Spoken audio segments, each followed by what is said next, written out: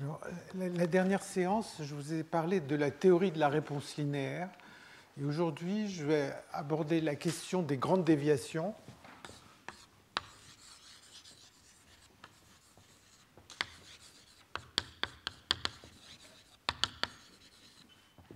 Et en fait, la théorie des grandes déviations, elle intéresse beaucoup les physiciens depuis une vingtaine d'années, en particulier parce que la théorie de la réponse linéaire dont on a parlé, les relations de fluctuation, dissipation, apparaissent comme des cas particuliers de ce qu'on peut dire au niveau des grandes déviations. Alors les grandes déviations, ça a intéressé les mathématiciens depuis les années 30. Et donc, quand on regarde les livres, les gens attribuent le début de la théorie des grandes déviations à un mathématicien nordique, Cramer, dans les années 30. Et puis, il y a eu beaucoup de développement, en particulier avec les travaux de Varadhan dans les années 70 et les travaux de Friedlin et Wenzel dans les années 80. Il y a un livre.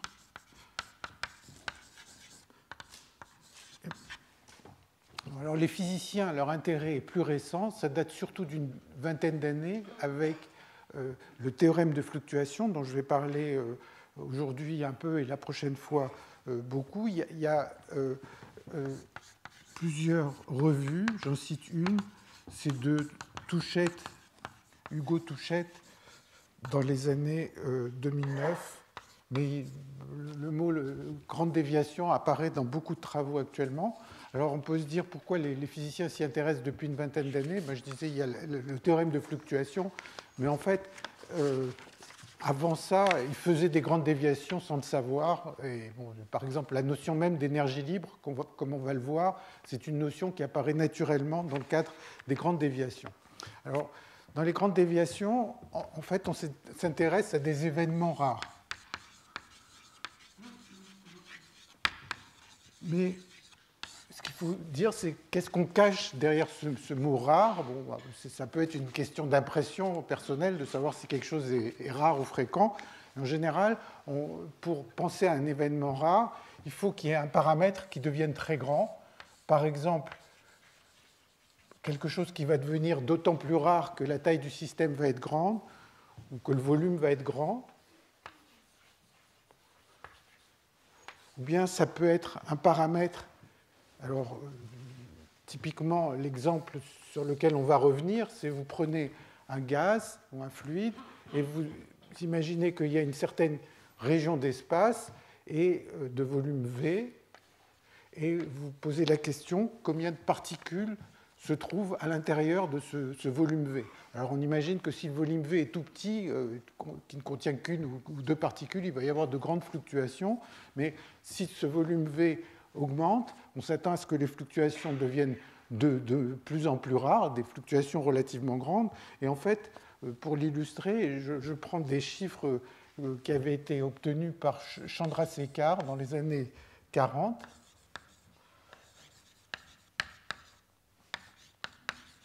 Qui avait fait une revue en 1943, qui s'était posé exactement cette question. Il prenait un gaz dans les conditions ambiantes, voilà, de l'air, et il se posait la question, combien de temps faut-il attendre pour que n sur v, le nombre la densité à l'intérieur de ce petit volume, soit de 1%, soit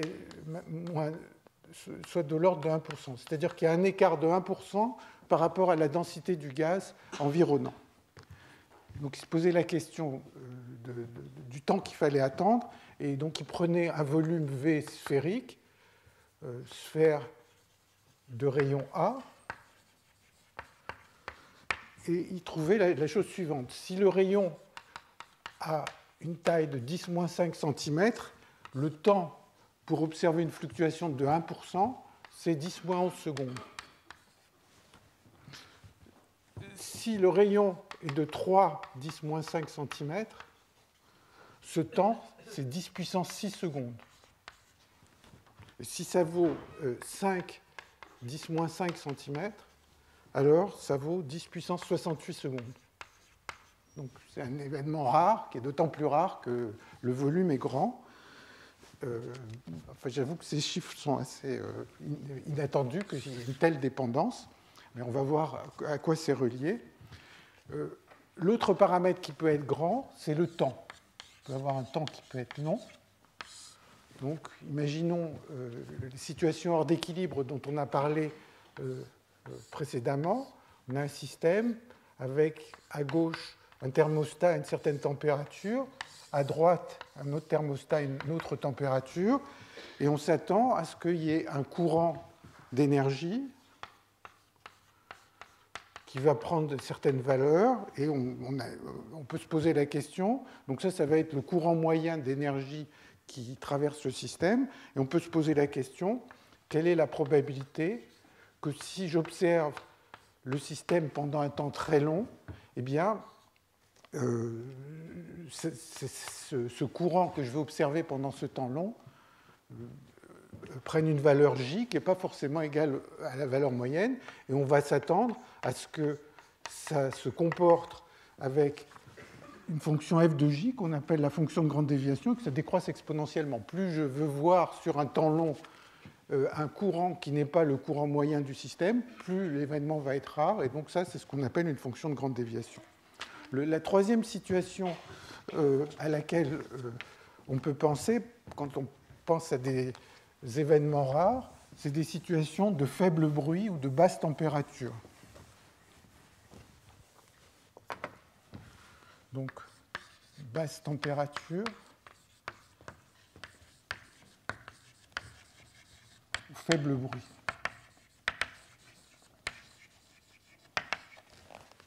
Alors, en fait, ça, c'est au cœur de cette théorie de Friedlin et Wenzel, dont je ne vais pas parler, faute de temps, ici. Je vais juste indiquer un tout petit peu le genre de questions qu'on peut se poser. Vous avez une particule, par exemple, dans un potentiel, je dessine unidimensionnel, alors ça peut être une particule ou ça pourrait être simplement une configuration du système qui est dans un potentiel. Et maintenant, s'il n'y avait pas du tout d'agitation thermique, ben la particule pourrait se trouver ici, elle ne bougerait pas, ou elle pourrait éventuellement se trouver dans un état excité, métastable, ici, et elle ne bougerait pas. Maintenant, s'il y a un très faible bruit, il va y avoir des fluctuations autour de un de ces minima, et les questions qu'on peut se poser, c'est, par exemple, combien de temps il faut attendre pour qu'une particule qui serait dans cet état métastable atteigne l'état stable. Ça va être un événement rare quand le bruit va être faible, et donc on peut se poser la question de la façon dont on peut le calculer. Ou bien on peut se poser la question, quelle est la probabilité que le système atteigne un état très peu probable? Et donc là aussi, c'est des questions de grande déviation. Donc je ne vais pas les traiter. En fait, ce type de problème ressemble beaucoup à des questions de principe de moindre action en mécanique.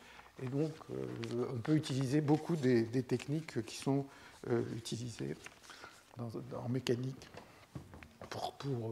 pour décrire cette limite d'un faible bruit. Alors, pour commencer ces grandes déviations, les cas les plus simples, ce sont les sommes de variables aléatoires. Donc, je vais en dire quelques mots.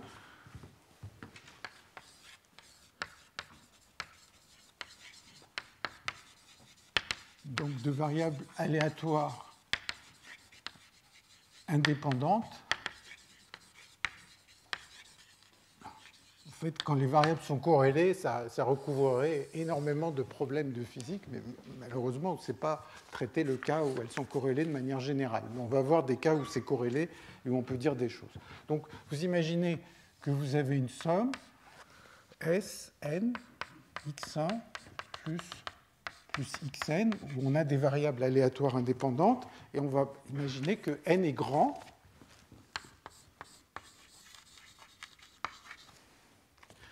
Donc, ce que l'on sait, c'est que quand les variables sont indépendantes, qu'elles ont des distributions pas trop méchantes, eh bien, pour n grand, Sn, essentiellement, va être très proche de la valeur moyenne. Ça, c'est ce qu'on appelle la théorie des grands nombres.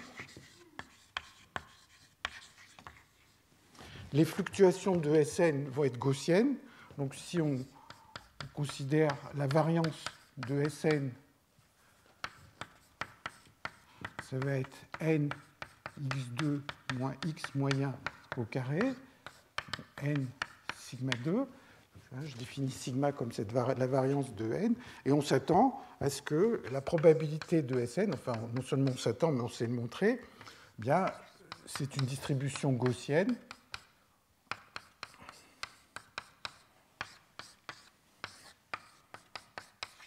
avec une variance de ce type. Donc ça, c'est ce qu'on appelle le théorème de la limite centrale. Et une autre façon de le dire, c'est que Sn va prendre sa valeur moyenne plus des fluctuations d'ordre racine de n. Donc ça, c'est quand on ajoute beaucoup de variables aléatoires. Alors maintenant, si on se pose la question des grandes déviations, eh bien, on va se demander quelle est la probabilité que Sn prenne des valeurs notoirement différentes de celle qui est ici, c'est-à-dire que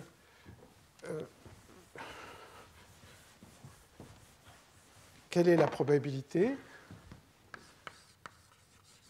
que Sn sur n vaille une valeur y qui est différente de la valeur moyenne, enfin, ou qui pourrait être égale aussi à la valeur moyenne, mais prenons une valeur notoirement différente. Donc ça veut dire qu'au lieu de regarder des fluctuations qui sont d'ordre racine de n, on s'intéresse à des déviations d'ordre n. Et en général, ceci va se comporter comme n a de y, où a de y, c'est ce qu'on appelle la fonction de grande déviation.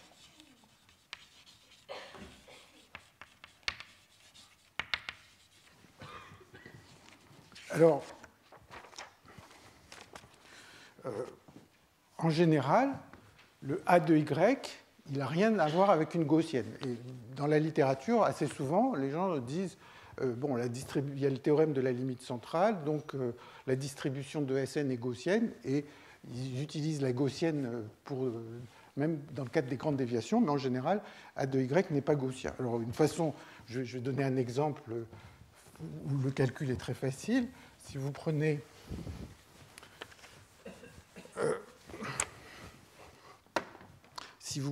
le problème où on tire à pile ou face, donc ça, vous lancez une pièce un grand nombre de fois, vous regardez combien de fois vous avez obtenu pile, combien de fois vous allez obtenir face. C'est le cas où les xi valent 1 ou 0 avec probabilité 1,5 et 1,5. Bon, la probabilité de Sn, dans ce cas-là, on la connaît, c'est juste un facteur combinatoire, n factoriel sur Sn factoriel n moins Sn factoriel. Bon, on utilise pour les factoriels les formules de Stirling et on arrive au fait que a de y, on peut calculer explicitement, c'est égal à 2 plus y log de y plus 1 moins y log de 1 moins y. C'est un exercice évident. Alors que, donc sur y, on peut dire des choses dessus. Par exemple, si y est proche de 1,5, ça vaut 2y moins 1,5 au carré plus 4 tiers de y moins 1,5 puissance 4, etc. Alors que le théorème de la limite centrale, qui est écrit ici,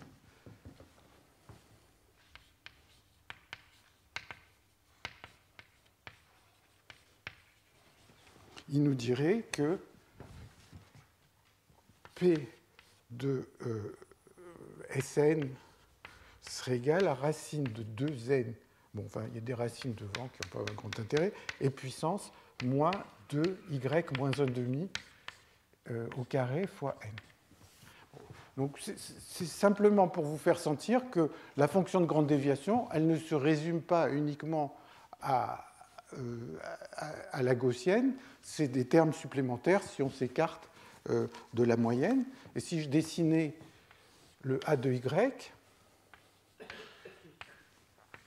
bon, ben, d'abord, c'est impossible d'avoir des valeurs qui sortent de l'intervalle 0,1. Le pire qui puisse arriver, si je tire à pile ou face, c'est d'avoir tous les piles ou tous les faces. Donc ça a une forme de ce genre. Alors que l'approximation gaussienne donnerait quelque chose. Le théorème central limite donnerait quelque chose une parabole, et ici c'est une fonction qui n'est pas la parabole, et manifestement, par exemple, le théorème central limite prévoirait des événements qui sont totalement impossibles, puisqu'on pourrait avoir y plus grand que 1. Alors, juste pour en dire un tout petit peu plus dans ce cas indépendant, bien sûr qui n'est pas la chose intéressante, mais qui permet de se rendre compte un petit peu de la dépendance en N, c'est que dans le cas un peu plus général, c'est-à-dire si je ne prenais pas du pile ou face, mais un cas quelconque, alors on pourrait calculer la fonction génératrice de la somme. Bon, comme les variables sont indépendantes, ceci, ce serait la fonction génératrice d'une seule des variables. Et pour n grand, on peut définir ceci, ça va être une certaine fonction de lambda que j'appelle e puissance mu lambda fois n. Donc e puissance mu lambda, par définition, c'est égal à valeur moyenne de e puissance lambda x. Connaissant le mu de lambda, on peut en déduire la fonction de grande déviation. C'est simplement il y a une relation qui est une transformée de Legendre entre la fonction de grande déviation et mu de lambda. Et en fait, là, je le dis dans le cadre des sommes de variables aléatoires indépendantes, mais si c'était n'importe quelle fonction de grande déviation, il y a une relation entre la fonction de grande déviation et cette fonction génératrice qui est la suivante. Bien, une façon de le voir, c'est de dire e puissance lambda s, c'est égal à, donc par définition, on vient de le voir, mais c'est aussi la probabilité que s sur n prenne une certaine valeur de y, valeur y, lambda yn. Et donc, si on prend une forme de grande déviation pour cette probabilité, ceci, ça donne intégrale dy, et puissance moins n a de y, plus lambda y fois n. Et donc, comme il y a n dans l'exponentielle, on fait une méthode du Cole, et ça donne que mu de lambda est égal au maximum sur y de lambda y moins a de y. Donc c'est une transformée de Legendre qui me donne la fonction génératrice. Et il y a la transformée de Legendre inverse qui porte le nom de théorème de Gartner-Ellis. Alors bon, il y a des conditions mathématiques que dans lesquelles je ne vais pas rentrer, mais vous pouvez regarder si vous voulez. Et donc le théorème de Gartner-Ellis,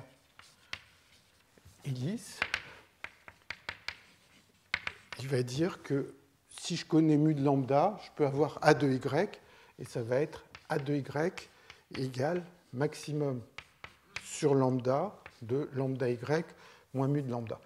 Donc c'est juste que l'un, mu et a, ce sont des transformés de Legendre l'un de l'autre. Ce n'est pas quelque chose de très mystérieux.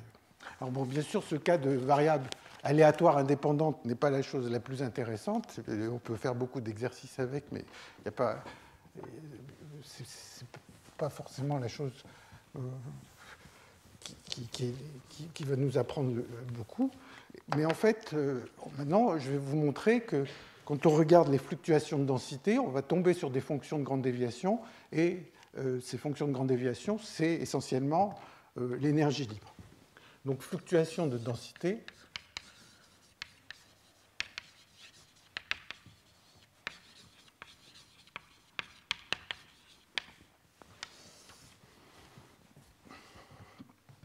Donc, je reprends l'exemple dont j'ai parlé tout à l'heure. On a un gaz, il y a en tout grand N particules dans un volume grand V. Bon, ce qui veut dire qu'il y a une densité de ce gaz N sur grand V. Et maintenant, je m'intéresse à un petit volume, enfin petit, je veux ce volume grand par rapport au volume occupé par une particule. mais essentiellement petit par rapport au système total. Et maintenant, je me pose la question, quelle est la probabilité que le nombre de particules dans le petit volume soit égal à V fois R, donc que dans le petit volume, j'observe une densité petit r, alors qu'à l'extérieur, dans l'ensemble, on a une densité ρ. Donc ceci, il va y avoir une fonction de grande déviation. Et maintenant, la question, c'est à quoi elle ressemble. Donc, je vais écrire ce dont il s'agit. En fait, il faut être conscient que maintenant, par rapport à l'exemple précédent, eh bien, ce nombre de particules, c'est une somme de variables aléatoires, mais qui sont corrélées. La seule chose, si je regarde la première particule, elle est soit dedans, soit dehors, la deuxième, soit dedans, soit dehors. Donc, pour chaque particule, je peux dire YI vaut 0 ou 1, selon que la particule se trouve à l'intérieur du petit volume ou du grand volume.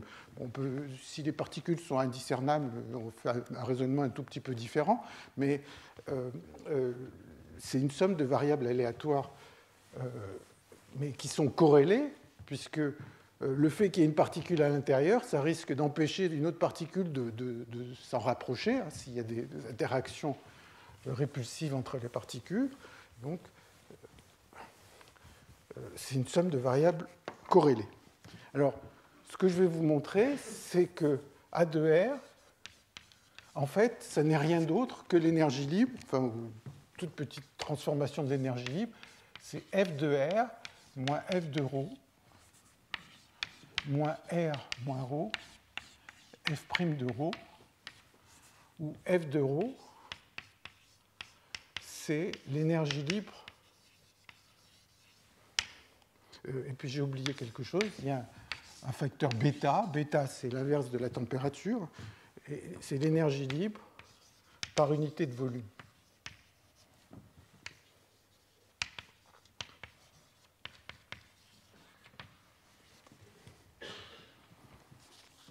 Donc le genre de questions, d'abord ce que ça indique, ce A de R, c'est la chose suivante, c'est si je regardais au cours du temps, bien, le nombre de particules à l'intérieur de ce petit volume, en général, il est autour de la valeur ρ. Si je regarde à un instant quelconque, le nombre de particules fluctue autour de ρ. Et puis là, je me pose la question, quelle est la probabilité que je vois une fluctuation qui l'amène à une valeur R qui est différente? Et donc, en général, ça va être une fluctuation un peu comme, je ne sais pas, vous prenez dans le stade le sauteur en hauteur. Bon, de temps en temps, il monte à une certaine hauteur, mais le reste du temps, il est bien sûr au ras du sol. C'est une fluctuation comme ça. Alors, pour voir le lien que ça a à voir avec la densité, bien,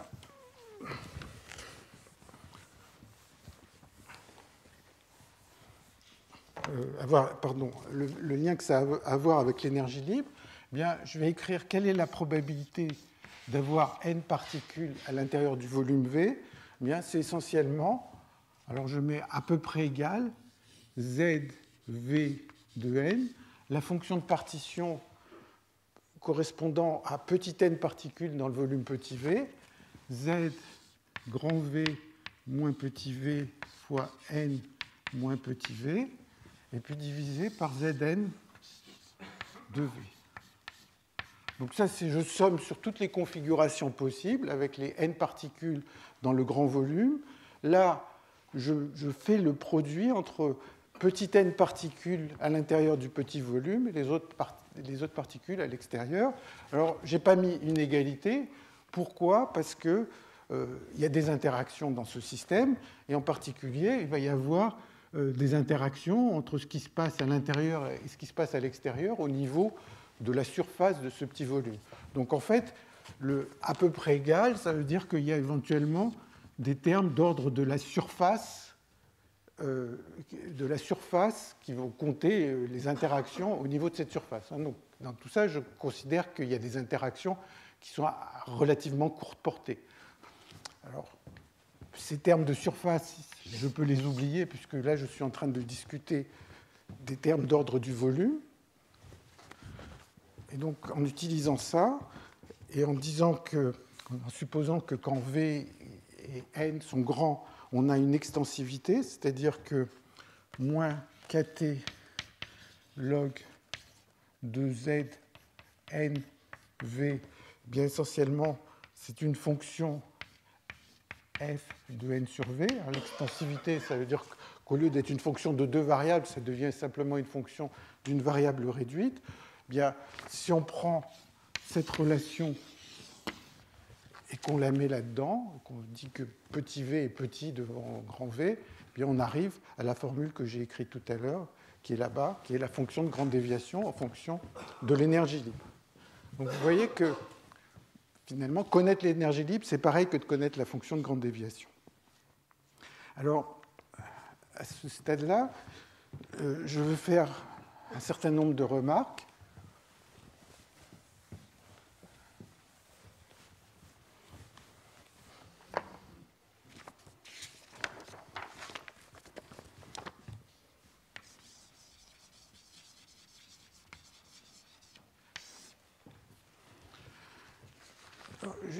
Il y a cette fonction de grande déviation A2R qui me donne la probabilité d'observer une densité R dans ce petit sous-volume. Maintenant, à quoi ça peut ressembler cette fonction A2R? Bon, sans doute, c'est assez probable de voir la densité ρ. Donc, à la densité ρ, le A2R va valoir 0.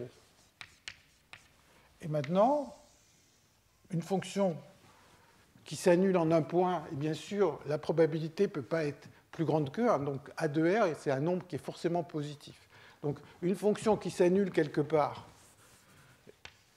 et qui s'annule quelque part et qui est positive, le cas le plus simple, c'est de supposer qu'elle a une forme parabolique.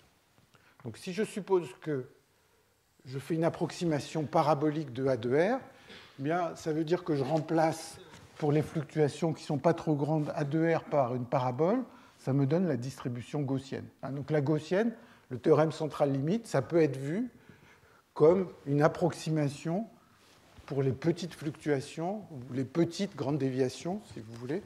Bon. De la même façon, en fait, tout le développement de cette fonction A2R autour de ce minima va donner les cumulants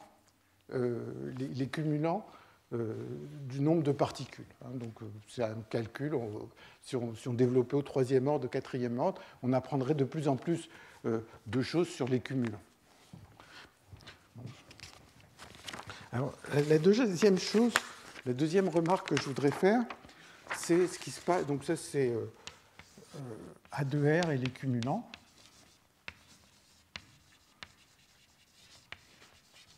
La deuxième chose, c'est ce qui se passe près d'un point critique.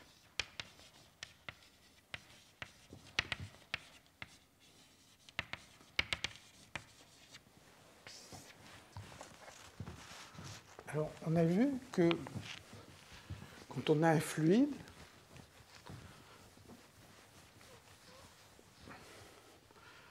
il y a ce qu'on appelle un diagramme de phase, où ici il y a la température, là il y a la densité, et si la température est plus basse qu'une température qu'on appelle une température critique, eh bien on va passer de manière discontinue du liquide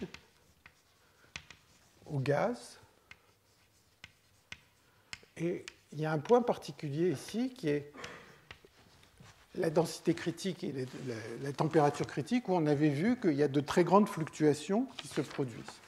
Alors, ce que l'on sait de la théorie des phénomènes critiques, c'est que quand on se promène en fonction de la densité à cette température critique, eh bien, le comportement n'est pas habituel, c'est-à-dire que l'énergie libre va avoir un comportement singulier. Alors, essentiellement, ça me dit que l'énergie libre, en fait, ou les fluctuations, le comportement critique de l'énergie libre va être singulier, il ne va pas être quadratique. Ça va être un cas où la forme ici ne va plus être parabolique. Donc, quand on est dans un point critique, la forme ici n'est plus parabolique, mais on va avoir un A2R qui va s'annuler en loi de puissance. Alors ici, j'ai donné une loi de puissance, j'ai appelé X, cette loi de puissance. Et en fait, ce X est relié aux exposants critiques habituels sous la forme 2 plus gamma sur bêta. Bon, peu importe ces exposants critiques, l'un c'est de la susceptibilité, l'autre c'est pour la densité. Mais le A de R, au lieu de s'annuler quadratiquement, il s'annule avec un exposant plus grand. Par exemple, si on fait une théorie de champ moyen, eh bien, x vaudrait 4. Donc ça veut dire qu'au lieu de s'annuler comme une parabole, ça va avoir un zéro quartique. Alors qu'est-ce que ça implique? Eh bien, ça implique de très grandes fluctuations.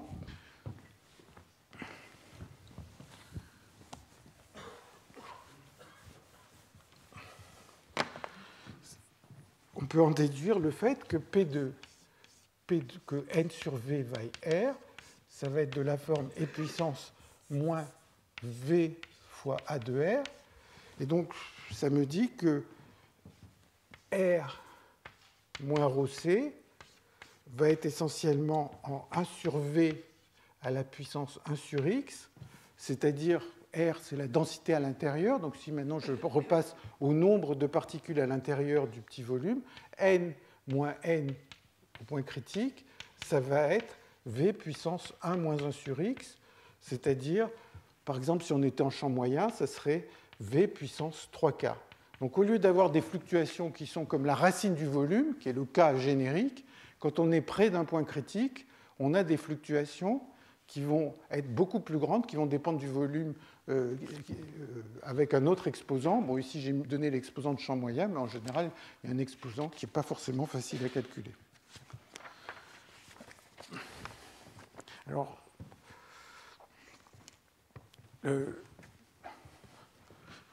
troisième remarque, c'est que la fonction A de R est en général convexe.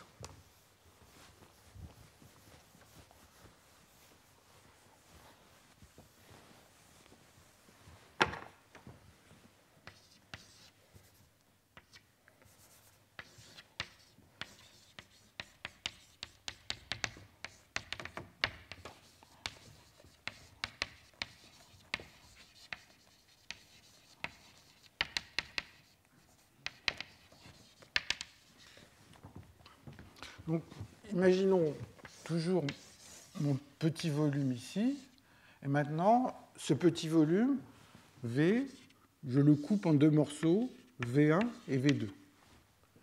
Ce que je dis, c'est que la probabilité d'avoir n particules dans le volume V, ça va être essentiellement une somme sur N1, probabilité d'avoir V1 N1 particules dans le volume V1 fois la probabilité d'avoir dans le volume V2 N moins N1 particules. Donc je somme sur toutes les possibilités, et manifestement, ceci, ça peut se traduire en une inégalité, c'est-à-dire si au lieu d'avoir la somme, je prenais juste un seul terme dans la somme, eh bien j'aurais P de V1 de N1, P V2 de N moins N1.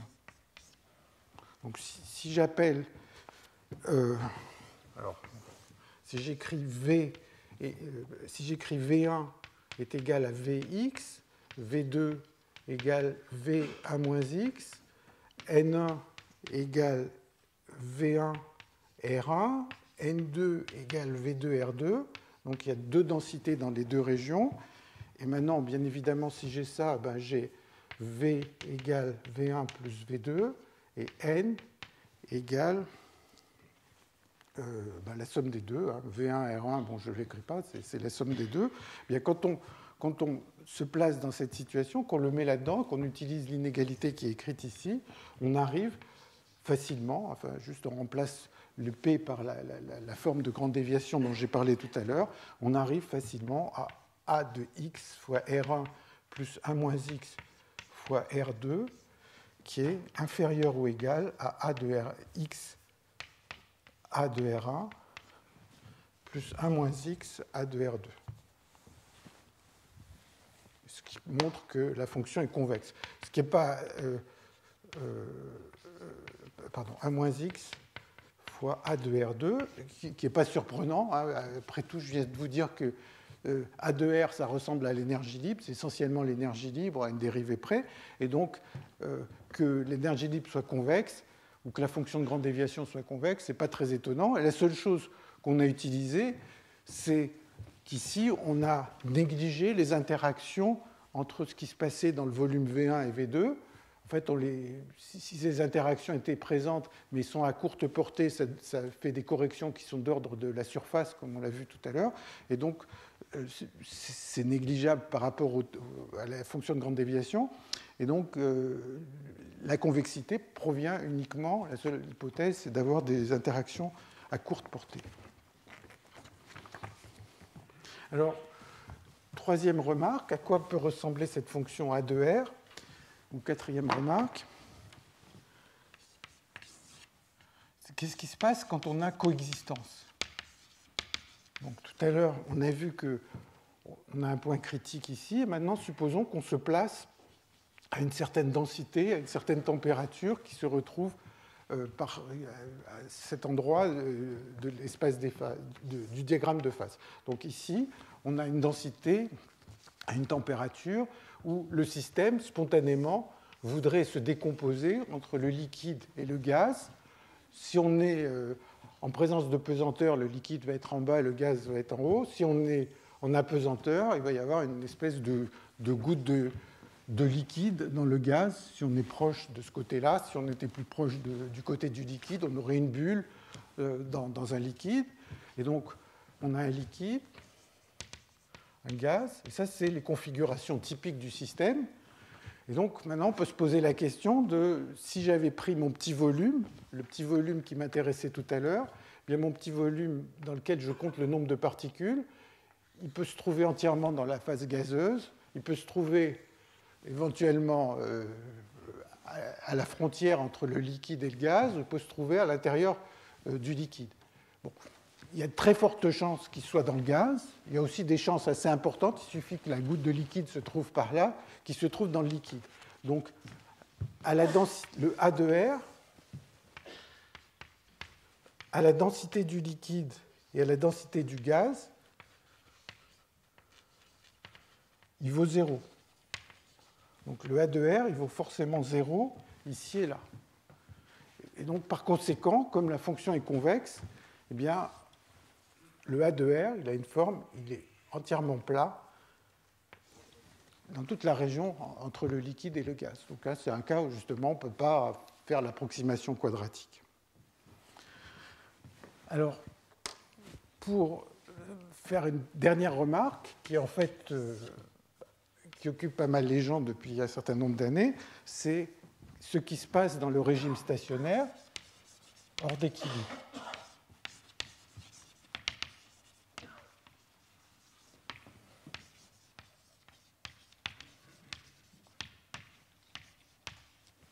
Donc, imaginons maintenant que je prenne un système qui est en contact avec deux thermostats.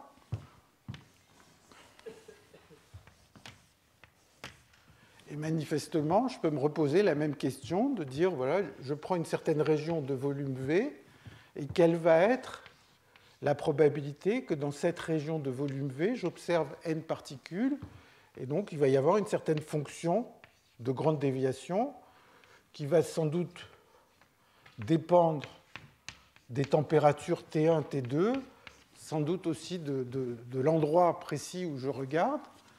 Et donc on peut se dire que cette fonction de grande déviation, c'est une généralisation de la notion d'énergie libre au cas hors d'équilibre. Alors, on peut essayer de faire des calculs. Bien sûr, on n'a pas, c'est beaucoup moins facile que dans le cas à l'équilibre.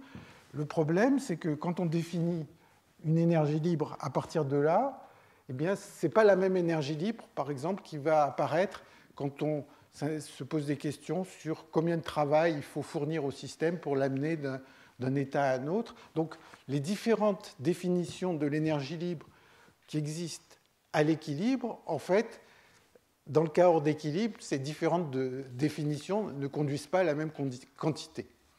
Donc ça attire beaucoup d'attention depuis un certain nombre d'années. Alors, j'ai parlé des fluctuations de densité, et maintenant, il y a un autre aspect des fluctuations de densité, ou même plusieurs autres aspects dont je veux parler très rapidement.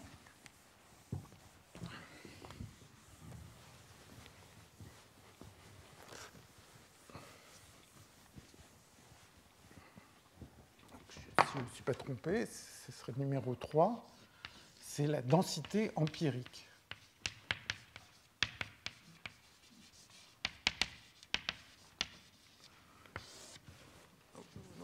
Donc, quand on s'est posé des questions sur le nombre de particules à l'intérieur d'un volume V, d'une certaine manière, on s'est posé la question de manière instantanée. À un instant donné, quelle est la chance que j'observe une certaine densité dans ce volume V? Alors maintenant, on peut se poser la question d'une densité empirique, c'est-à-dire je voudrais mesurer un n empirique qui va être l'intégrale sur le temps du nombre de particules dt' divisé par 1 sur t. Donc ça veut dire que j'observe mon système pendant un certain temps t, et je regarde en moyenne combien de particules j'ai observées pendant le temps t. Et maintenant, je voudrais savoir quelle est la probabilité que le n empirique divisé par le volume prenne une certaine valeur R qui est différente de ρ. Ce qui veut dire que le genre d'événement qui m'intéresse, c'est la chose suivante, c'est le nombre de particules en fonction du temps. Ici, c'est le ρ.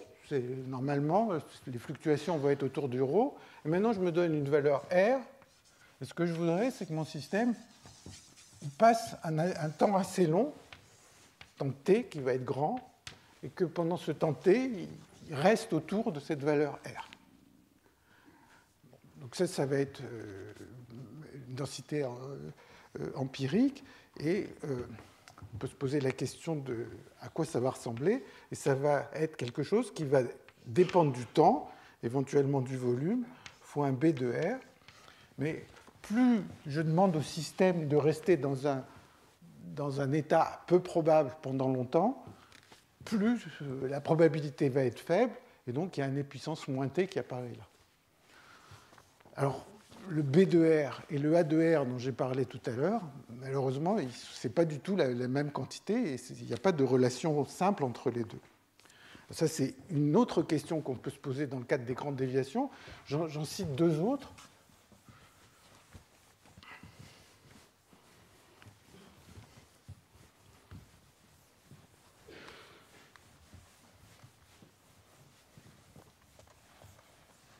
Deux autres questions. L'une, c'est celle à laquelle répondait Chandrasekhar tout à l'heure, mais en fait, le calcul de Chandrasekhar, c'est une approximation. De faire un calcul très précis, c'est beaucoup plus difficile. La question, c'est le temps à attendre pour voir une fluctuation. Une grande déviation. Donc, dans tout ce que je dis, on parle d'événements rares, mais en fait, ces événements rares, ils vont quand même se produire un jour. Si je pose la question, le temps nécessaire pour observer une densité R qui est peu probable, eh bien ce temps, il va toujours arriver, à cause des fluctuations, à un moment où va apparaître cette grande déviation.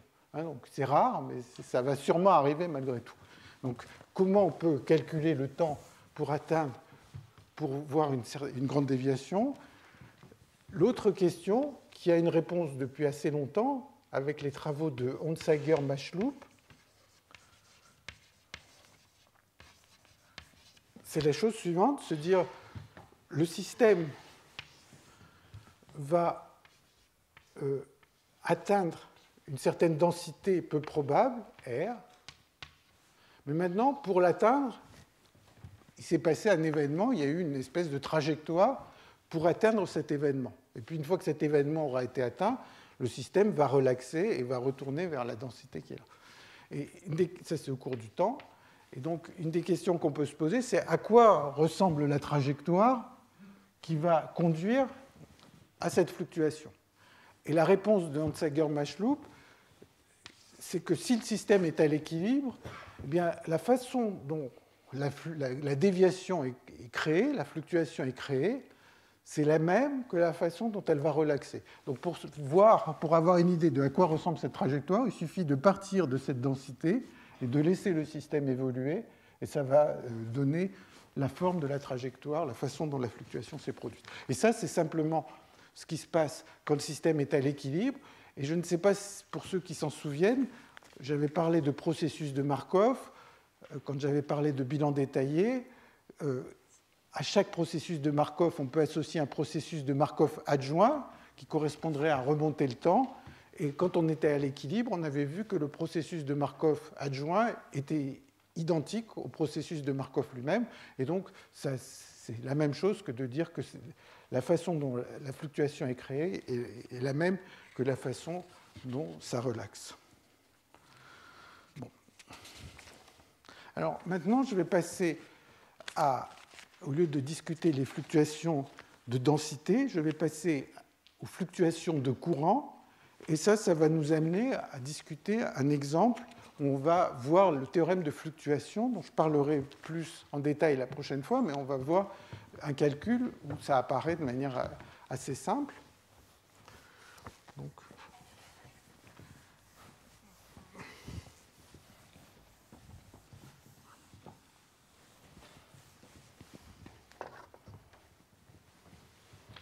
alors, je prends le cas du transport d'énergie. On a deux thermostats et un système en contact avec deux thermostats à des températures différentes. Et maintenant, on peut s'intéresser à la quantité d'énergie qui a été cédée, par exemple, par le premier thermostat au cours du temps t. Et donc, si on maintient comme ça un déséquilibre, on s'attend à ce que Q divisé par T, ça va être encore une loi des grands nombres. Donc, Q sur T, ça va être essentiellement la moyenne, et ça va être de la forme un certain courant qui va dépendre des deux températures, des contacts, du système, etc. Donc en fait, ça va être en général une fonction compliquée. Bien sûr, on a vu aussi qu'à travers une résistance, il y a un certain courant, mais il y a des fluctuations de courant à l'intérieur, ou des fluctuations de tension à l'intérieur d'une résistance, et ça va induire des fluctuations de courant. Donc ça, c'est l'équivalent de la loi des grands nombres, mais dans la réalité, si je mesure la quantité d'énergie qui est transférée pendant le temps t, ça va être J étoile, et si le temps est grand, ça va être plus ou moins quelque chose qui est d'ordre racine de t. Ça, c'est l'équivalent du théorème central limite, et souvent, on s'attend à ce qu'il y ait même une distribution gaussienne. Donc maintenant, on peut se poser la question de quelle est la probabilité que Q sur T prenne une valeur J qui est différente. Donc ça serait Q sur T, c'est essentiellement un courant empirique que l'on observe pendant un certain temps T. Pendant un certain temps T, on regarde et on divise par T. Et donc, il va y avoir une fonction de grande déviation qui est E puissance moins T, f de J. Et ça va ressembler beaucoup à ce que je disais tout à l'heure. Le f de J, c'est une fonction qui est forcément positive. Donc, à la valeur du courant moyen, ça va s'annuler. Ça va avoir une forme de ce genre, dans les cas qui ne sont pas trop méchants, c'est-à-dire si on n'a pas une transition de phase, si on n'a pas de coexistence, ça va avoir une forme de ce genre. Ici, il va y avoir un minimum parabolique, et on peut s'intéresser à cette fonction de grande déviation. Et une des propriétés qu'elle va avoir aussi, c'est f de j qui va être convexe. Alors la convexité, là aussi, ça provient du fait que, pour l'obtenir, il faut, je vais dire comment on peut l'obtenir, mais il faut imaginer qu'il n'y ait pas de corrélation de courant qui soit à très longue portée dans le temps. Il faut que les corrélations de courant décroissent suffisamment dans le temps. Alors pour l'imaginer, vous posez la question de à quoi ressemble la quantité d'énergie qui a été transférée pendant un certain temps t.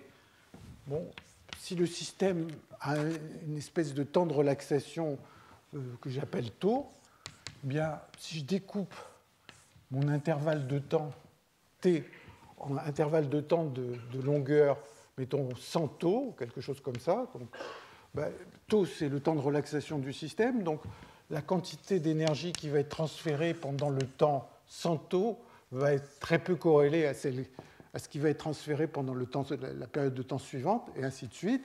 Et donc, essentiellement, j'ai une somme de variables aléatoires indépendantes, et donc j'en tire la convexité et tout ce qu'on veut. Alors, ce que je vais faire maintenant, c'est que je vais essayer de traiter un exemple pour lequel on peut calculer ce f de j, et on va voir en particulier apparaître le théorème de fluctuation dans le cadre de cet exemple.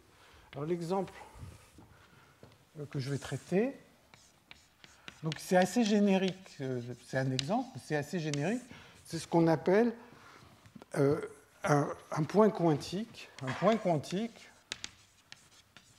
alors en fait, il n'y a pas besoin de savoir de mécanique quantique vraiment pour y penser. On va imaginer qu'on a un système qui est en contact avec deux thermostats ou deux réservoirs de particules, et puis c'est un point, une petite case qui est suffisamment petite pour qu'au plus, il y ait une seule particule ou il y ait un seul quantum d'énergie à l'intérieur. Donc le système, il est dans deux états possibles. Il est soit vide, soit occupé par une particule. Et maintenant, il est en contact avec deux thermostats. On peut le mettre en contact avec plus de thermostats si on veut. Donc ça s'appelle des points quantiques, et ça peut se réaliser expérimentalement. Ne me demandez pas trop de détails là-dessus, mais les gens font des expériences où des particules sont transférées d'un réservoir de particules à un autre à travers un système qui ne peut contenir qu'une seule particule. Parfois, ils regardent, dans des articles plus récents, ils regardent des situations où il y a deux cases possibles, et là il y a un thermostat, et là il y a un autre thermostat. Ils arrivent à mesurer les occupations au cours du temps de la case gauche, de la case droite, de faire des corrélations entre ces occupations et d'en déduire les fluctuations de courant à partir de là. Donc, dans le modèle que je regarde, on a un système, il est dans deux états possibles, et maintenant il faut que je dise comment il est en contact avec des thermostats. Et ces thermostats, ou ces réservoirs de particules, vont faire qu'il y a un thermostat à gauche qui va faire que si le site est vide, il se remplit avec un certain taux alpha 1. S'il est occupé, il se vide avec un certain taux gamma 1. Et puis de la même façon, de l'autre côté, alpha 2 et gamma 2. C'est un modèle extrêmement simple. Et si vous vous souvenez de ce qu'on avait dit à propos du bilan détaillé, eh bien, on va imaginer que les deux paramètres qui sont à gauche correspondent à un thermostat qui a une certaine température T1. Et si on fait ça, ça veut dire que alpha 1 est égal à e puissance moins bêta 1 fois gamma 1. Donc bêta 1, c'est l'inverse de la température du thermostat de gauche, et alpha 2, c'est égal à e puissance moins bêta 2 gamma 2. Maintenant, je vais m'intéresser aux fluctuations de courant. Je vais compter combien de particules ont traversé mon système pendant le temps t. Donc je vais regarder qu'est-ce qui est sorti pendant un certain temps t. Q, ça va être le nombre de particules qui seront sorties du réservoir de gauche pendant le temps t. Alors je vais essayer de décrire une équation pour ça.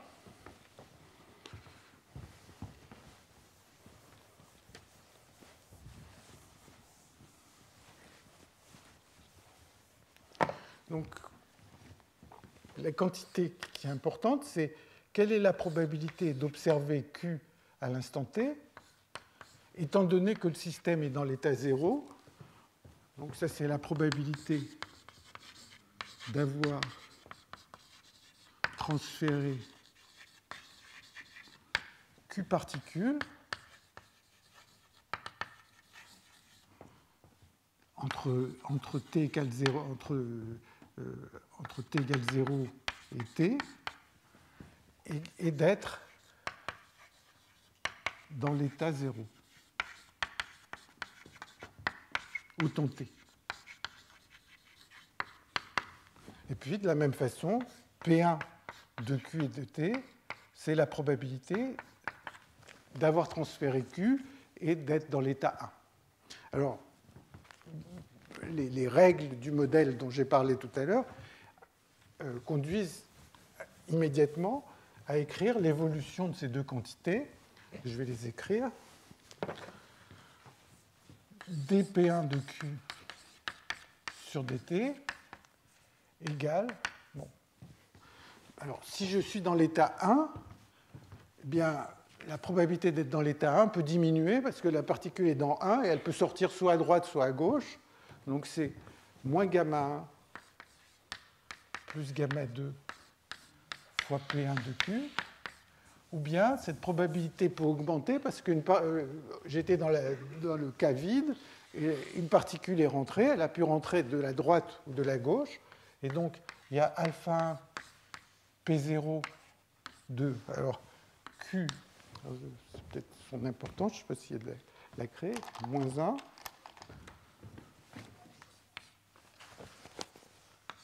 Plus alpha 2 P0 de Q.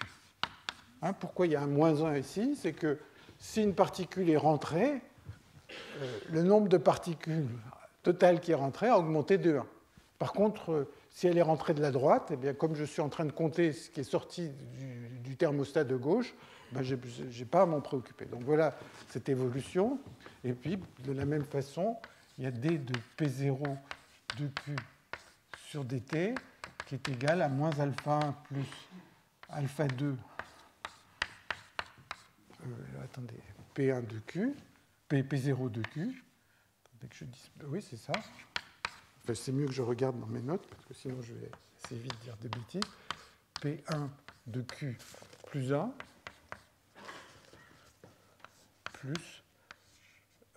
plus gamma 2 P1 de Q.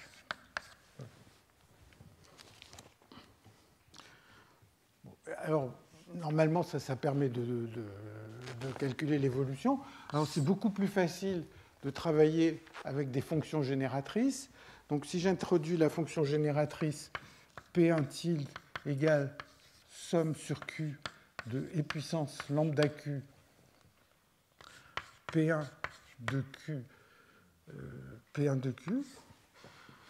Et puis de la même façon, P0 tilde, une définition du même genre, somme sur Q de puissance lambda Q, P0 de Q. Donc ça revient à prendre des équations qui sont là-haut, multipliées par lambda Q et sommées sur toutes les valeurs de Q. Eh bien, on arrive à quelque chose qui est, j'écris, qui est que d sur dt du vecteur P1 tilde, P0 tilde, égale une certaine matrice fois P1 tilde, P0 tilde, et puis il y a une matrice qui est la forme moins gamma 1 plus gamma 2. Ici, il y a alpha 1 et puissance lambda plus alpha 2. Là, il y a gamma 1 et puissance moins lambda plus gamma 2 et moins alpha 1 plus alpha 2. Bon, alors, il y a, donc si lambda valait 0, ce serait le processus de Markov, on aurait une certaine matrice de Markov ici. La première chose qu'on remarque, c'est que si je m'intéresse, donc si j'ai envie de suivre ce nombre total de particules transférées, bien maintenant, ici, j'ai une matrice où apparaît ce paramètre lambda, c'est la matrice de Markov qui est déformée. Je l'ai déformée avec le lambda, c'est plus la même matrice que précédemment. Mais ce que j'ai beaucoup gagné en passant à ces fonctions génératrices, c'est qu'ici, j'avais deux vecteurs très longs, puisqu'il y avait un P pour chaque valeur de Q. Et maintenant, comme j'ai introduit le lambda, eh bien, les différentes valeurs de lambda ne se parlent pas entre elles. Et donc, j'ai une matrice simplement 2 par 2. Et quand j'ai d sur dt d'un vecteur égale une matrice fois le vecteur, je sais que pour les temps très longs, t grand, eh bien, P1 tilde, P0 tilde, ça va être de la forme e puissance mu de lambda fois t, où mu de lambda, c'est la plus grande valeur propre de cette matrice. Donc, essentiellement, si je m'intéresse aux fluctuations pour les temps longs de courant, eh bien, j'ai qu'une seule chose à faire dans un problème qui est ici, c'est de regarder une matrice 2 par 2. Alors ici, j'ai pris un modèle très simple où le système n'avait que 2 états. Si j'avais pris un système qui a beaucoup d'états, il y avait 50 états, eh bien, j'aurais une matrice 50 par 50 déformée à considérer. Il faudrait que je cherche la plus grande valeur propre de cette matrice. Donc, mu de lambda, c'est la plus grande valeur propre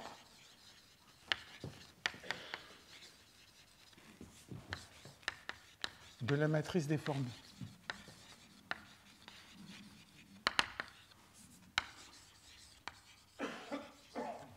Hein, donc je vous rappelle que j'ai mon système, il y a les taux d'entrée et de sortie, gamma 1, alpha 2, gamma 2, et que la température apparaît comme alpha égale la température du premier réservoir, ou ça pourrait être le potentiel chimique si je pensais en termes de particules, alpha 2 égale e puissance moins bêta 2 gamma 2. Bon, alors, je ne vais pas résoudre les racines carrées pour trouver le mu de lambda, ça va être des formules un peu compliquées, mais on va voir qu'il y a une symétrie qui apparaît, qui est un peu inattendue.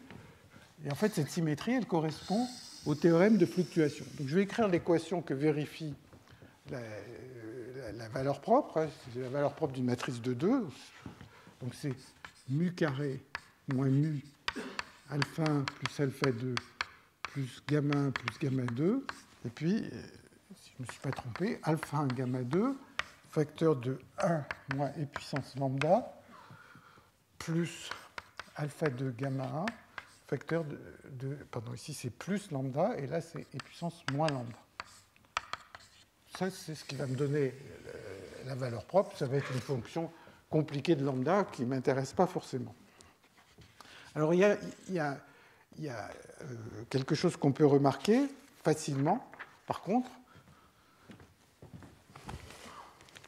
c'est que si je considère e puissance lambda prime égale alpha 2 gamma 1 sur alpha 1 gamma 2 fois e puissance moins lambda, donc je définis lambda prime comme ça, ben, quand je passe de lambda prime à lambda, ce qui se passe, c'est que les deux termes que je souligne, là, s'échangent.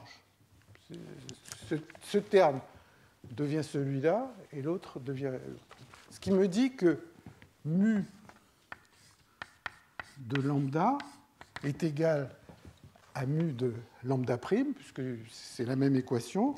Et donc, ça me dit que mu de lambda, alors si je regarde ce que c'est que e puissance alpha 2, alpha 1, gamma 1, gamma 2, en fait, ceci, c'est e puissance moins bêta 2 plus bêta 1. Donc, mu de lambda, il a cette propriété, cette symétrie, qui est de mu de lambda égale mu de moins lambda moins bêta 2 plus bêta 1. C'est-à-dire, il va y avoir une propriété de symétrie pour la distribution de courant. Vous voyez, le mu, c'est une fonction compliquée du second degré. Et encore là, on est au second degré, parce qu'il n'y a que 2 états. Si j'avais 50 états, ça serait un polynôme du 50e degré. Bon, malgré tout, c'est compliqué, on ne sait pas forcément extraire les solutions, mais malgré tout, il y a une symétrie qui existe, qui est très simple, et cette symétrie, elle ne dépend que de la température des deux réservoirs, et des deux thermostats, et de rien d'autre. Donc, en particulier,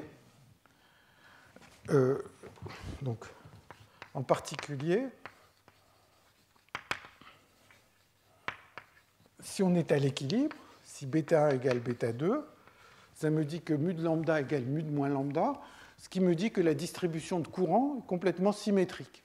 Bon, on s'y attend et on ne s'y attend pas à la fois.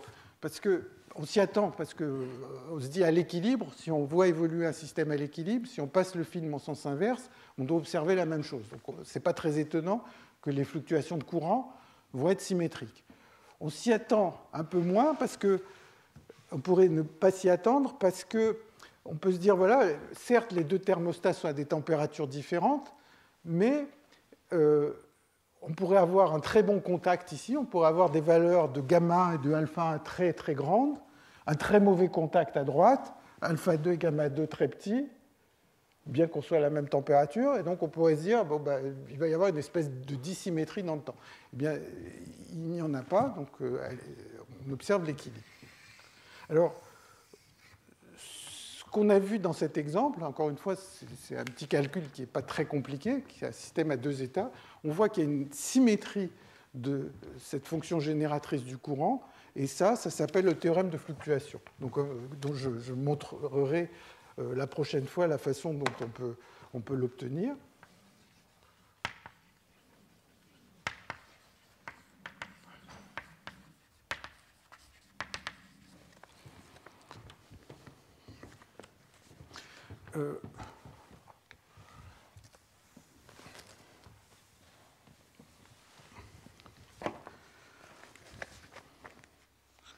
Alors, comme on l'a vu tout à l'heure, on peut passer de ces fonctions génératrices à la distribution elle-même. Tout à l'heure, ici, on a vu que e puissance lambda q, c'est de la forme e puissance t fois mu de lambda. Donc le mu de lambda, il est là, mais on a vu qu'on pouvait en déduire la probabilité d'observer un certain courant. Il va y avoir une certaine fonction de grande déviation. Et donc, il y avait ces formules de transformation de Legendre qui permettent de passer de l'un à l'autre. Et donc, on a f de j qui s'écrit comme le maximum sur lambda de lambda j moins mu de lambda. C'est ce qu'on avait vu tout à l'heure, je l'avais dit à propos des sommes de variables indépendantes, mais ça, c'est toujours vrai, modulo des petites questions de convexité de la distribution, donc je ne vais pas rentrer dans ces détails. Et donc, si je connais le mu de lambda, je peux en déduire le f de j, et ça donne la forme que prend le théorème de fluctuation, qui est peut-être plus traditionnel, qui est de dire que f de j moins f de moins j est égal à 1 sur bêta 1 moins 1 sur bêta 2 fois j. Donc ça, c'est une autre façon de formuler le théorème de fluctuation. Et vous voyez que c'est quand même une propriété assez forte, puisque j'ai un système, bon là on a pris un système à deux états, encore une fois on pourrait prendre un système avec beaucoup d'états. F de j va être compliqué, va dépendre des contacts, va dépendre du nombre d'états, etc., va dépendre de toute la dynamique. Donc f de j, c'est une fonction compliquée. J'ose même pas faire la transformée de Legendre à partir de la solution d'équation du second degré. Enfin, ça prendrait une formule pas très jolie à voir. Mais f de j moins f de moins j, ça ne dépend juste que des deux températures des thermostats fois j. Donc je soustrais deux fonctions compliquées et le résultat, c'est quelque chose qui est purement linéaire. Bon. Alors je voudrais faire deux remarques. Il y en a une qui est évidente, qui est un petit exercice à faire, c'est de dire, là j'ai compté combien de particules sont rentrées depuis la gauche. J'aurais pu compter combien de particules sont sorties par la droite. Je refais le même calcul, on va trouver exactement le même mu de lambda, ce qui est mathématiquement pas forcément évident, puisque les lambdas ne vont pas apparaître exactement au même endroit dans la matrice, mais physiquement qu'il est évident, puisque tout ce qui est rentré d'un côté est forcément sorti de l'autre à une unité près, mais quand on est dans les temps très longs, ça ne va rien changer. La deuxième remarque qui est peut-être plus intéressante, c'est qu'on peut regarder, même pour un système aussi simple, des questions comme les relations de Monsager.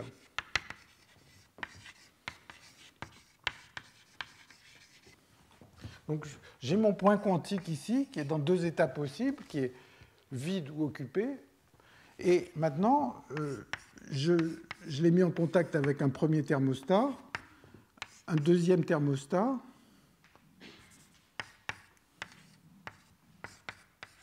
et puis je pourrais rajouter autant de thermostats que je veux, si ça me fait plaisir.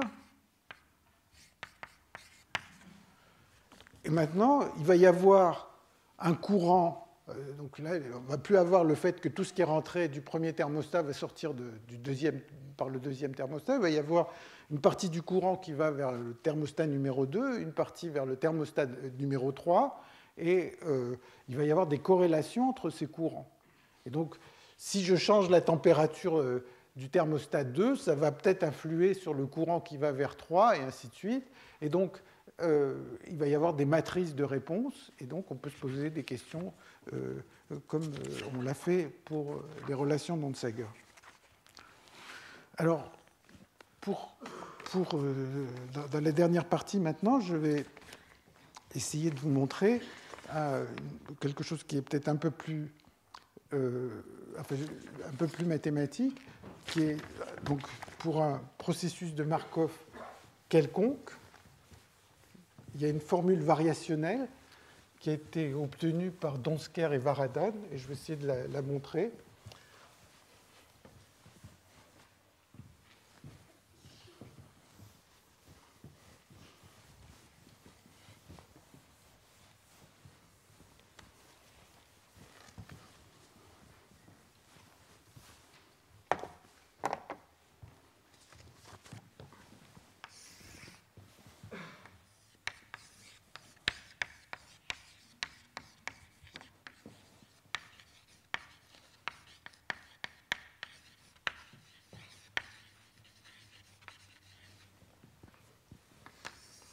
Donc, on a vu que des systèmes à la fois à l'équilibre ou hors d'équilibre, on peut les modéliser par des processus de Markov. Donc, on va avoir un certain nombre de configurations du système.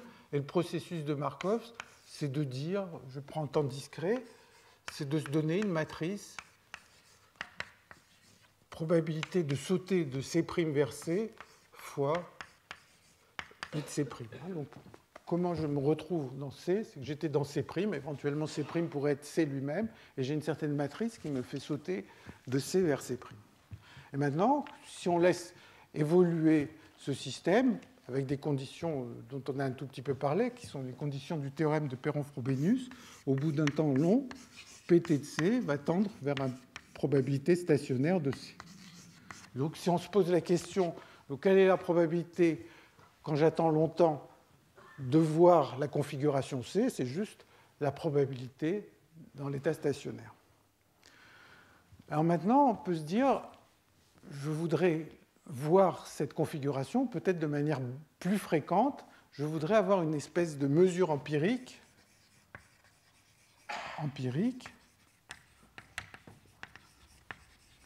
Q de C.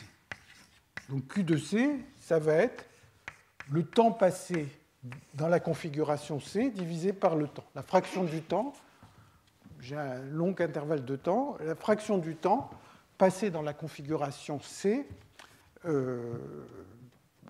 pendant un temps t long.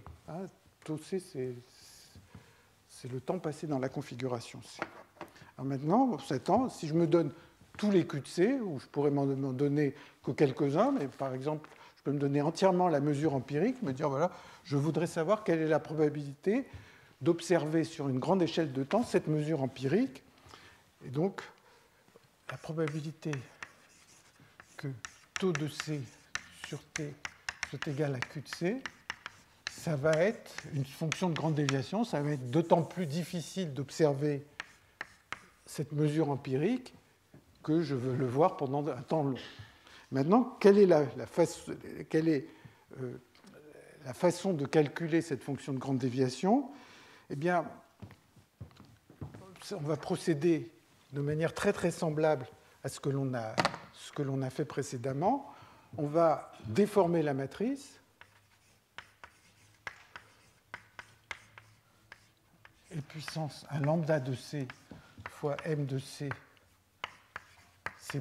Donc essentiellement, ce qu'on va faire, c'est qu'on va donner du poids avec ce lambda, on va donner un certain poids aux configurations où on a passé, disons, plus de temps dans la configuration C. Pardon, là c'est Q de C. Donc ça va être la matrice déformée. Et comme on l'a fait dans l'exemple précédemment, on va avoir un certain mu de lambda mu qui va dépendre de tous les lambda de C, qui va être la plus grande valeur propre de cette matrice déformée.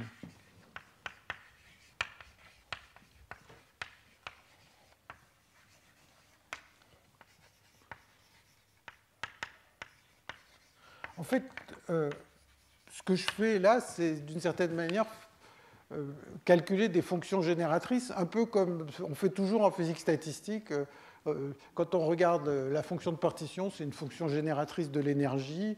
Quand on prend la fonction de partition en fonction de l'aimantation, c'est une fonction génératrice de l'aimantation, etc. Et bien là, je suis en train d'essayer de fabriquer une fonction génératrice des temps passés dans chacune des configurations. Donc j'ai ce mu de lambda, et maintenant, comme toujours, quand on a des fonctions génératrices, pour passer aux quantités elles-mêmes, il faut faire des transformées de Legendre. Et donc, si je m'intéresse à cette fonction de grande déviation, eh bien, I va être donné par somme sur C de d mu sur des lambda de C fois lambda de C moins mu des lambda de C. Donc cette idée de déformer la matrice et de calculer la fonction de grande déviation à partir de la matrice déformée, eh bien cette idée, elle provient de ces travaux de Donsker-Varadhan des années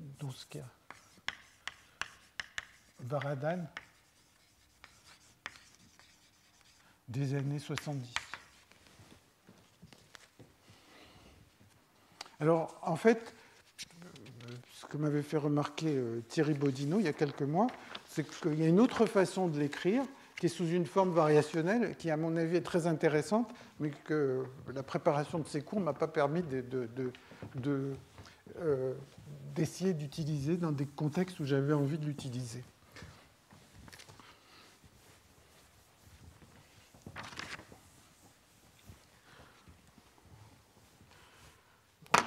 Alors, disons, ici, toute la question, c'est donc, si on veut obtenir une certaine mesure empirique, essentiellement, ce qu'on a à faire, c'est à chercher une plus grande valeur propre d'une matrice déformée. Bon, chercher la plus grande valeur propre des matrices, c'est quelque chose qu'on fait souvent en physique quantique. Et par exemple, en physique quantique, chercher l'état fondamental d'un système, essentiellement c'est un hamiltonien, soit un opérateur, soit s'il y a un nombre fini d'états possibles, ça va être une matrice, et on cherche la plus grande valeur propre d'une matrice, l'état fondamental, qui va correspondre essentiellement à l'état fondamental du système. Et en mécanique quantique, quand on a un opérateur qui est symétrique ou hermitien, eh bien, il y a ce qu'on appelle le principe de Rayleigh-Ritz, qui va dire que l'énergie du fondamental, c'est la valeur moyenne. Je vous rappelle, Rayleigh-Ritz, c'est simplement, quand on a un hamiltonien, de dire eh bien l'énergie du fondamental, ça va être le minimum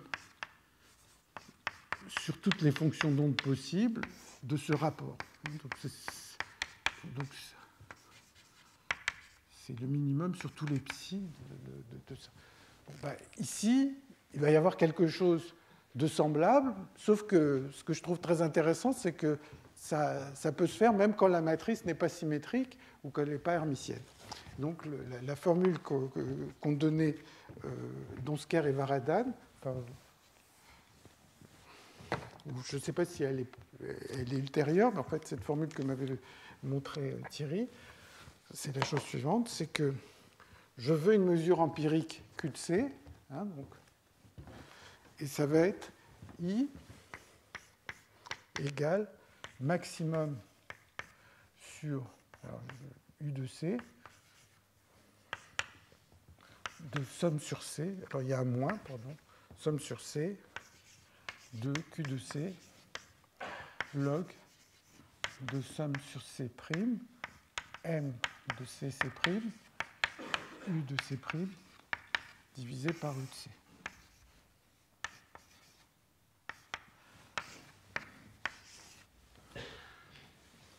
Alors, l'intérêt, c'est, enfin, la raison pour laquelle je trouve ça assez intéressant, c'est que le plus souvent, on a un modèle, on veut résoudre un problème, et on ne sait pas le résoudre parce qu'il est trop difficile. Si j'ai une matrice 100 par 100, je ne vais pas être capable de calculer sa valeur propre.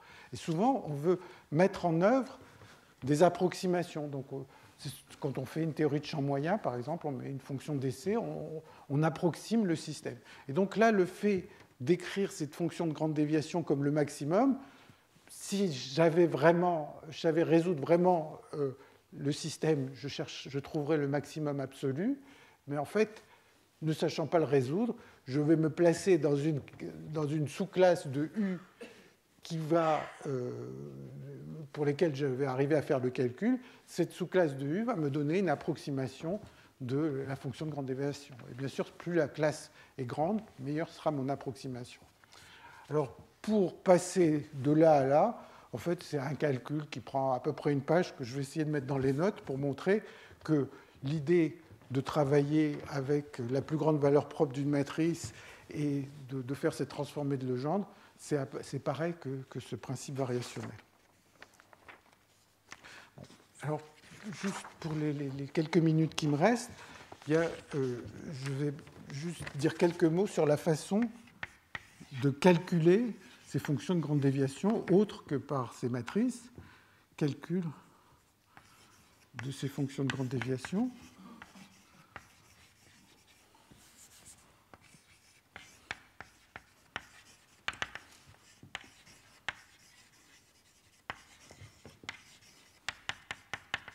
Et en fait, ça va faire un lien avec le séminaire qui va avoir lieu tout à l'heure, qui est un séminaire de Julien Tailleur, qui est à l'origine d'un article sur ce sujet. Je ne crois pas qu'il va parler de ça du tout, mais je pense que ce dont il va parler sera certainement au moins aussi intéressant. Et en fait, les gens se sont posé la question de comment on peut calculer numériquement ces fonctions de grande déviation. Comment on peut estimer le temps qu'il va falloir pour attendre pour observer une déviation. Alors, l'idée, elle repose un peu sur ce que je viens de dire à l'instant, c'est qu'on a un processus de Markov et on le déforme. Donc on a une matrice déformée. Mais à partir du moment où on l'a déformée, on a rajouté un paramètre comme ça, eh bien, c'est plus une matrice de Markov. C'est-à-dire que pour une matrice de Markov, ici je prends un temps discret, somme sur C' de M de C' et de C est égal à 1. Ça, c'est une matrice de Markov. Si je suis dans une configuration, je somme sur tous les états vers lesquels je peux aller, ça va valoir 1. Pour la matrice de Markov déformée, donc, si j'ai rajouté ces paramètres et puissance lambda de C, M de C' et de C, c'est différent de 1. Alors, est-ce qu'on ne peut pas interpréter cette matrice déformée comme une matrice de Markov elle-même? Et l'idée, c'est, au lieu de dire le système est dans une configuration, de considérer que cette matrice représente non pas une, mais beaucoup de configurations, et que ces configurations peuvent se diviser, se multiplier un peu comme dans une population où un individu peut avoir plusieurs individus. Donc à un certain instant, il considère un système qui est formé par un certain nombre de configurations, C1, C grand N, et puis maintenant, l'évolution, comme elle n'est pas markovienne, va faire que les configurations vont changer au cours du temps, et de temps en temps, certaines configurations vont se multiplier, simplement parce que, par exemple, cette somme serait plus grande que 1. Prenons l'exemple où ça serait plus grand que 1, on peut l'adapter au cas où ça serait plus petit que 1. Et donc, ils ont une certaine population de configurations, ils simulent plusieurs configurations en même temps, ils les laissent évoluer, et le fait que ça soit différent de 1 fait que certaines configurations se dédoublent. On en a de plus en plus, bien évidemment, comme c'est dans une simulation, on ne peut pas avoir un nombre qui croît exponentiellement de configurations. Donc, leur algorithme consiste à tuer un certain nombre de ces configurations, n'en conserver qu'un nombre limité, et en mesurant le taux de croissance de la population, donc en comptant combien ils en ont tué par unité de temps, ça leur donne une indication de ce mu de lambda. Donc ils mesurent ce mu de lambda en regardant comment la population se développe, et ils sont arrivés à voir pas mal de choses. Alors bien évidemment, quand on fait ce genre de simulation, eh bien, ça serait parfait si le nombre de configurations qu'on avait en main était infini. Bon, sur un ordinateur, il est fini. Donc, comme c'est fini, on peut croire ces résultats que pour un temps pas trop grand, etc. Donc il y a toutes sortes d'aspects techniques quand on met en œuvre ce genre de méthode. Mais il y a un article donc, de Giardina, Kourchan, Lecomte et Tailleur, qui doit dater d'environ 7 ou 8 ans, et qui fait ça essentiellement, ça repose sur cette matrice déformée. Donc voilà, je vais m'arrêter ici aujourd'hui, et la prochaine fois, je vais vous montrer le théorème de fluctuation et un peu la façon dont on peut retrouver les relations de fluctuation-dissipation, les relations d'Onsager à partir de là, et également, j'essaierai de voir une extension soit quantique, soit biologique de ces problèmes. Je vous remercie.